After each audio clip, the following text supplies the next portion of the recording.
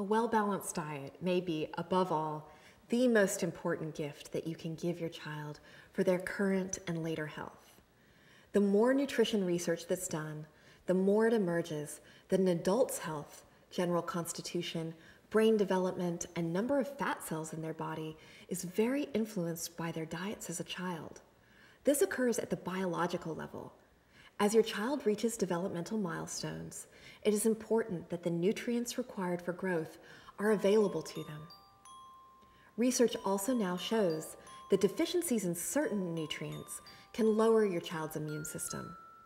Folic acid tends to be the most common deficiency and can increase your child's susceptibility to infection.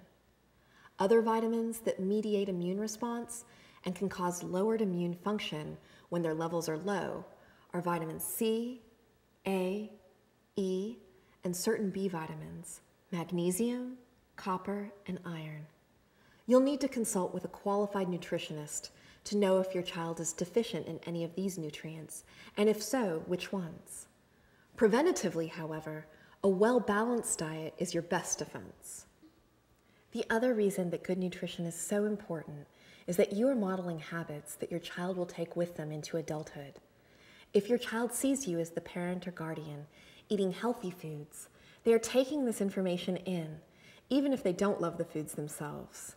My parents were very healthy eaters, and while I certainly had a backlash in college, think freshman 15, I quickly gravitated back to what I'd been taught. I had even developed a taste for what's good for my body. I enjoy meals that are high in vegetables. So does my son. He complains if the meal doesn't include greens. This may be because they've always been a part of his life. Not all kids are like this, and sometimes we have to correct already established bad habits. There are great cookbooks out there now that talk about sneaking good veggies into your child's diet. Again, check out the resources at the end of this DVD. So what constitutes good nutrition for a child? There's so much great information out there on nutrition, and much of it is also constitution dependent. How active they are, if your child tends to be cold or to overheat, if your child appears frail or overweight. I again encourage that every family, at least once if they can, checks in with a nutritionist for guidelines tailored to your own family's needs. Variety is also a key component in making sure your child gets a good mix of the nutrients she or he needs. Here is a very basic list of things that most children should be getting on a daily basis. Good fats, essential fatty acids found in flax oil, avocados, wild salmon, nut butters, cold-pressed vegetable oils such as olive oil, safflower oil, walnut oil. This should be about 20 to 25% of their total calories. Margarine, partially hydrogenated oils should be avoided here. Butter and saturated fats should only be moderately used. Proteins, such as beans, poultry, eggs, meat, fish, nuts, and seeds, should be about 15 to 25% of your child's total calories. Complex carbohydrates, such as vegetables, beans, whole grains, whole fruit, should be about 50 to 60% of the total calories of your child. Vegetables and fruits should be between 4 and 6 servings per day. At least 3 or 4 should be vegetables.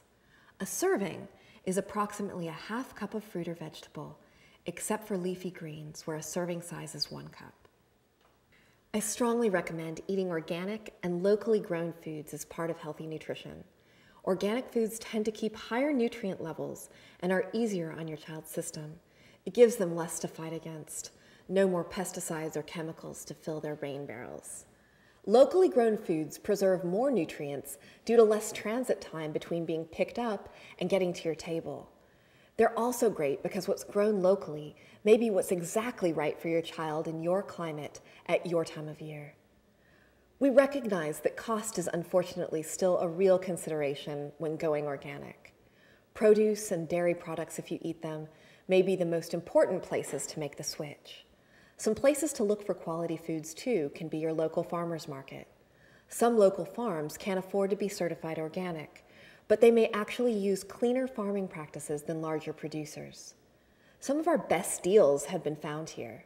We also grow our own vegetables in a little garden, a huge cost savings, and surprisingly easy to yield delicious greens, tomatoes, squashes, fresh spices.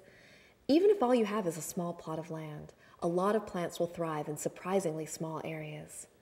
Some services in our area and other cities will deliver boxes of organic produce along with recipe suggestions to your doorstep for a fraction of supermarket prices. Also, rinse your foods well before cooking them for your child to rinse off any fertilizer or pesticide residue. I've said it before, but I think it bears repeating. This is a marathon, not a sprint. If you are making and modeling good food choices most of the time, I think this is far more important than perfect eating or very rigid restrictions. Unless your child is immune compromised or allergic, a healthy immune system should be able to handle the occasional indulgence. It's not about deprivation, it's about forming good long-term habits. And when we fill our kids up with nutrient-rich foods, they often don't even want or have room for the other stuff.